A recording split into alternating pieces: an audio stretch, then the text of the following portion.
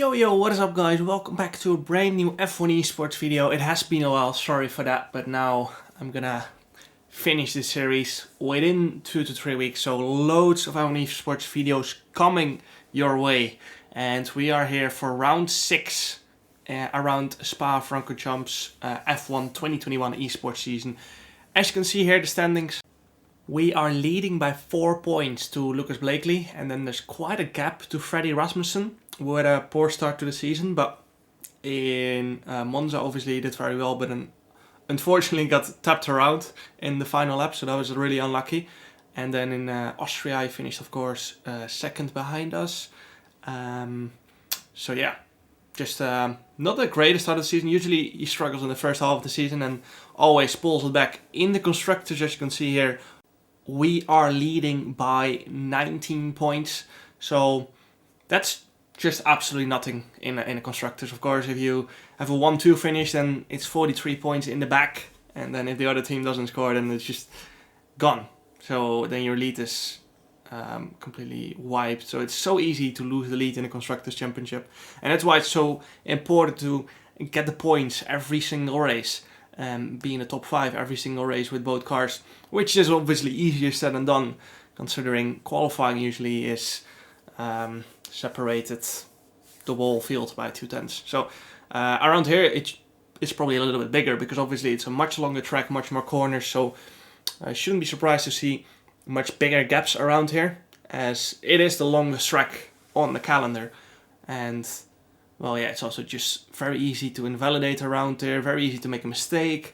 It's a very tricky circuit, especially on this game with the Lacombe section, the first section of Sector 2, where if you go over the inside curb, it's very easy to lose the back end of the car, as you guys might have experienced yourself, because yeah, it's just super hard to get it right. And now we're heading for our first Q1 lap of this session. Actually, we have already done a medium lap, but that was just an out lap, I think, so I don't think I completed it.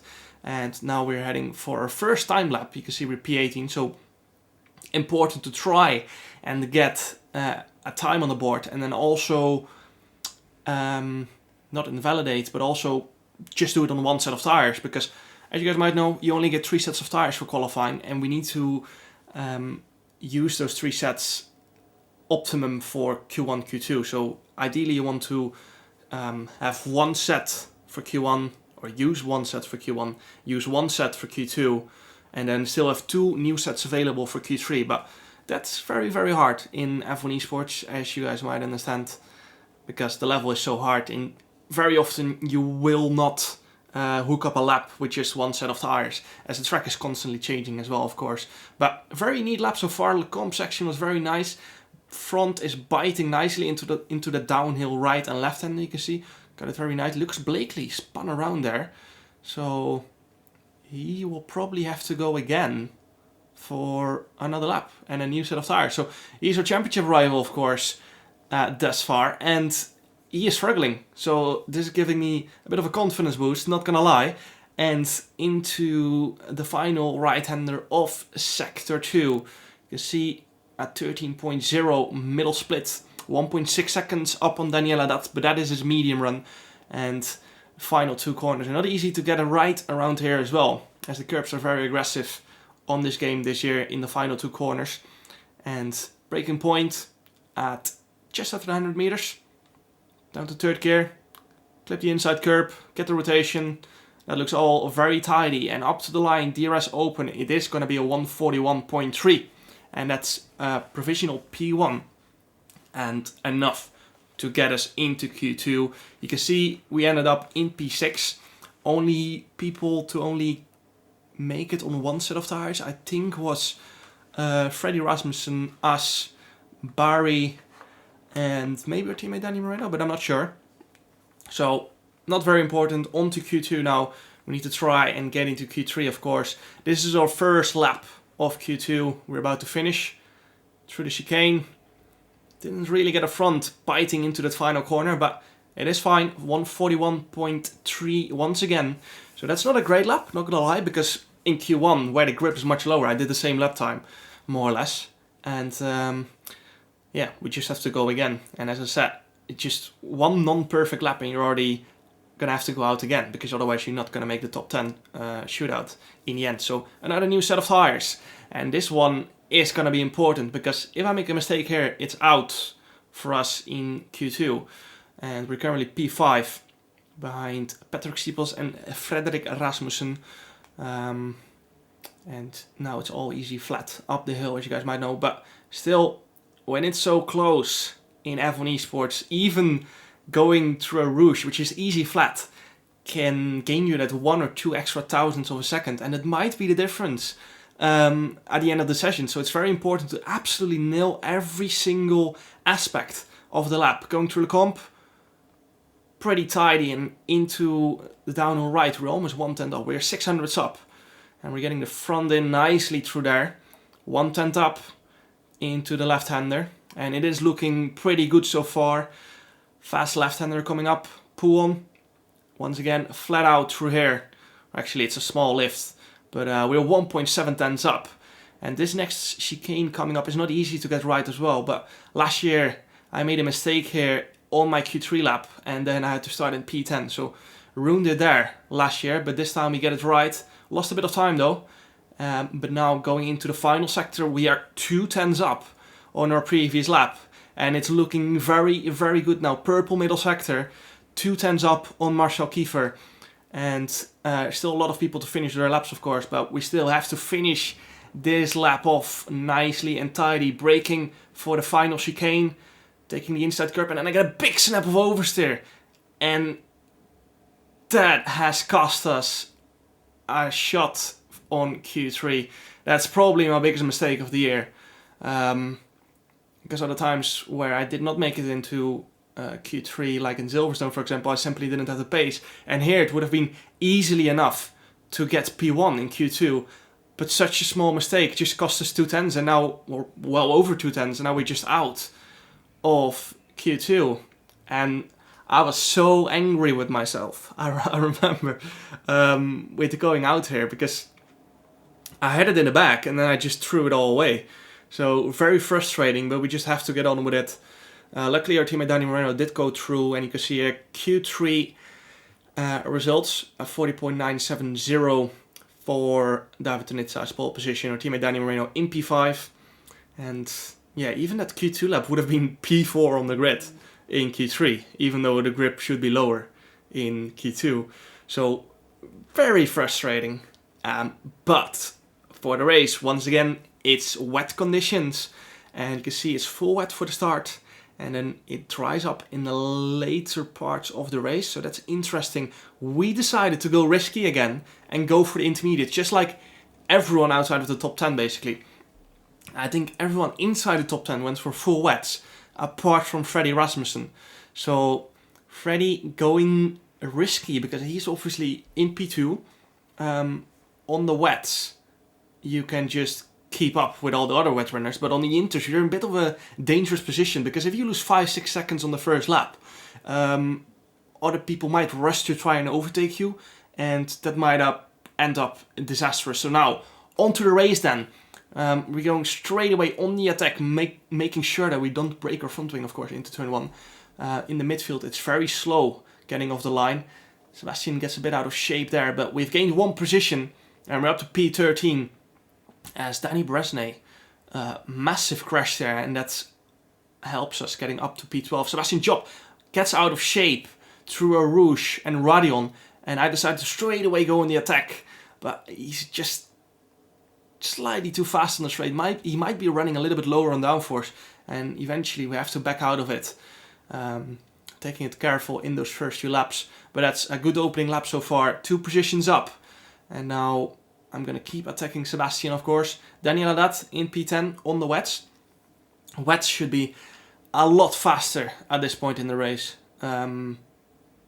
simply because we're in full wet conditions, and you can see the inters are just not biting into the asphalt, as Daniel Haddad just pulls a second through 2 corners on Marcel Kiefer, which is just because the wets are working at this point in the race. So back to attacking Sebastian Job. We have almost 100% battery, so we're just going to be attacking every single little straight to try and put him more under pressure to get a big snap of oversteer. And that's the issue in these full wet conditions on the inters. Every curb is just extra slippery as the water is just not being drained from the tire. So you're basically just aquaplaning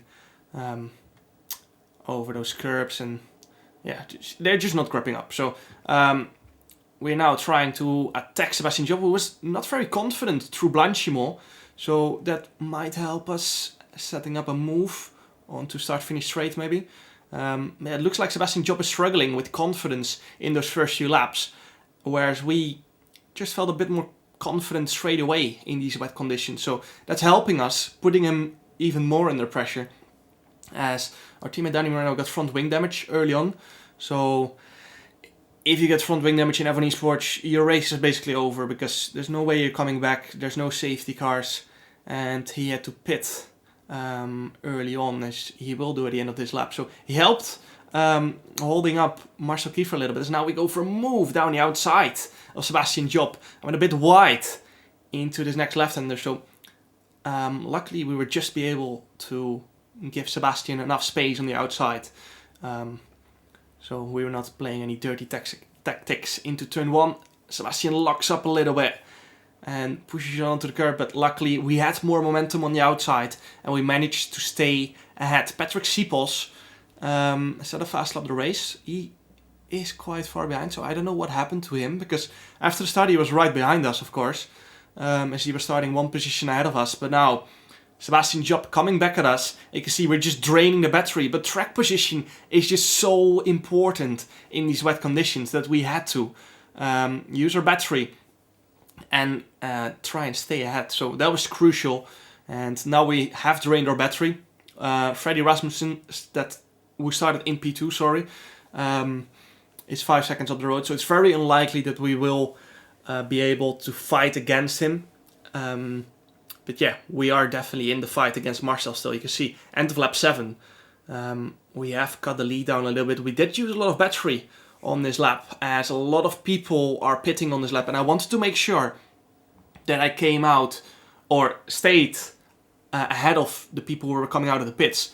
And you can see David Tenitsa coming out in P6 or P7 on brand new intermediate. So he will have massive pace, because 7 laps on intermediates is quite a lot, especially in the 35% race, where the tire wear is much higher than in a 100% race, for example. He is going to have much more pace, and it's not going to be easy to keep fighting him until the end of the race when he's going to have much fresher tires.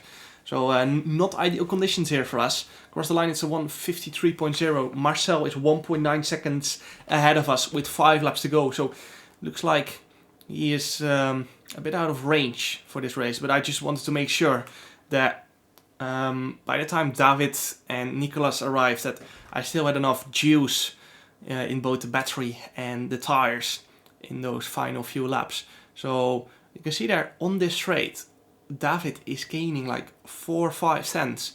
And that's probably because he's running more towards a dry setup, whereas we went for a full wet setup. So if he has a good run on us in the middle sector, we won't be able to defend on Camel Straight, because he is so much more top speed. It's going to be near impossible for us to defend. But now, you can see in just the space of 3 laps, we've closed 1.6, 1.7 seconds to Marcel, who probably is just out of tires, because 15 laps on those intermediates is quite a long time, and it's not easy to nurse them to the end of the race, which we have done.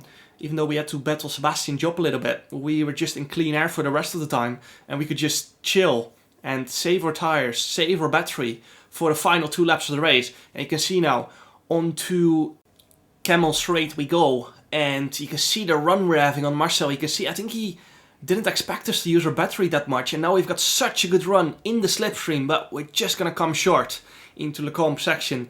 But you can see we just have so much more grip, we have so much more tires left at the end of this race, and even though we're in the dirty air, we are able to stick with him, right behind him.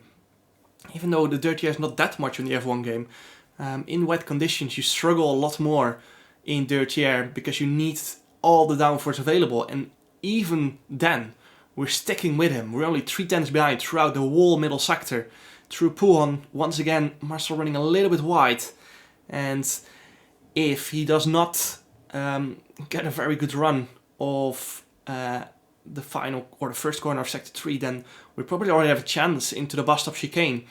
But yeah, going into the final sector, we have 62% battery remaining, and he does get quite a good run through here, so he might be able to defend from us into the bus stop chicane. But then we still have Camel Straight to go, of course, and the bus stop chicane and turn 1 are such mechanical grip corners that with or fresher tires we might be able to do something there. Marcel has to fend off the inside, but we just try to squeeze through. But you can see he's just blocking so well. And now into the final lap we go then. David Tenitsa is right with us. And as I said earlier on in this video, he is much lower downforce. So we're under big threat here from David Tenitsa, who was on a dry weather setup. Both me and Marcel are going to be under massive threat, as Marcel just has no tires left. Into Eau Rouge we go. I decided to turn off my battery as I wanted to make sure that I could take Eau Rouge and Radeon flat out, which we managed to do halfway through the corner. We turned on our overtake to try and get some momentum down Camel Straight in the slipstream of Marcel. Marcel goes to the right, David goes to the left, and then Marcel goes to the left again, which fends off David Tenitsa, and we go down the inside into the comp section. We need to give the space to Marcel, of course, which we do. And we manage to get into P2 on the final lap of the race. We have just played it perfectly. And even though Freddy is going to win this race, we have managed this race perfectly. It's maximum damage limitation possible. And this is huge for the championship, because basically, once again, we were out of Q2 and we managed to put ourselves back onto the podium. Just like on China, we will have this season 100% podium rate starting from P14, which is kind of mad thinking about it. But yeah, just an absolute mad race. Didn't expect to finish on the podium. Loads of other people were in intermediates as well, so we just had very good wet weather pace, and we used it perfectly. We managed it perfectly, and we're gonna bring home 18 points. Unfortunately, our teammate Danny Moreno had that front wing damage, had to pit, so we are taking a big hit in the Constructors' Championship, as David Tenitsa is going to go down the inside of Marcel Kiefer into the final corner, and he is going to take P3 ahead of Marcel Kiefer, which helps us a little bit in the Constructors again. And yeah, I think our lead in the Constructors is almost gone now. I think we will be pretty equal with Red Bull, which is not ideal, but we're only halfway down the season. Still lots to fight for. We increase our Drivers' Championship lead, and it's not been a bad event. On to event 3 in a few days' time. I hope you guys enjoyed. Make sure to like and subscribe if you guys want to see more, and see you guys next time. Ciao.